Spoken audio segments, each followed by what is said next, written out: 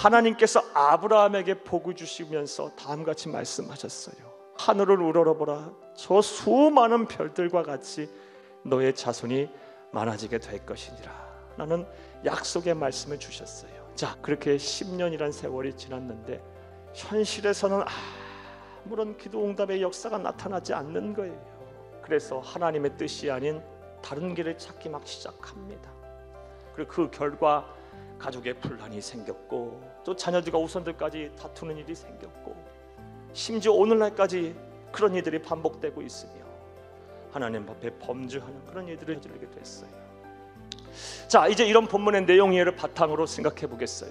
오늘 본문 말씀을 통해서 우리가 알 수 있는, 또 우리가 들어야 할 영적인 교훈은 무엇일까요? 첫째로, 하나님의 뜻을 자기 마음대로 해석해서는 안 된다는 것입니다. 사랑하는 여러분, 부디 조급함에 빠져 인내하지 못해서 하나님의 말씀은 내 마음대로 해석하고, 또 하나님의 뜻을 버리고 성급하게 다른 길을 찾는 그런 잘못을 범하지 않기를 바라요. 또 두 번째로, 오늘 본문 말씀을 통해서 우리가 배워야 할 영적 교훈이 무엇일까요? 둘째로, 하나님의 뜻이 아닌 인간적인 편법은 더 큰 문제를 불러온다는 사실입니다. 하나님의 자녀 그리스도인들은 세상 사람들과 똑같은 방법과 기준으로 살아서는 안 된다는 것입니다. 따라서 하나님의 뜻이 아닌 인간적인 편법을 우리가 사용하고 세상을 살게 되면 반드시 더 큰 문제를 마주하게 됩니다.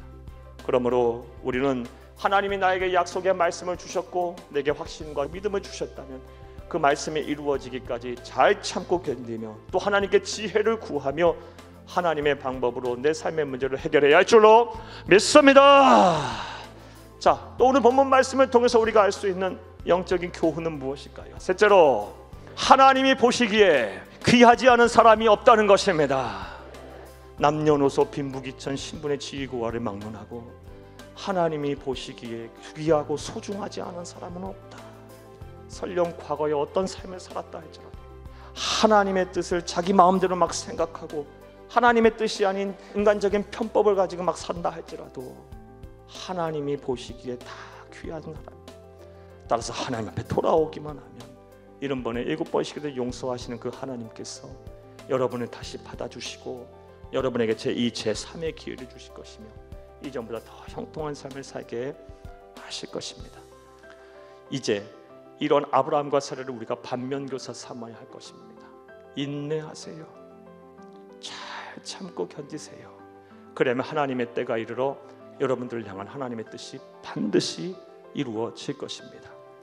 이런 은혜와 복이 저와 여러분 가운데 가득하기를 간절히 주의 이름으로 축복합니다.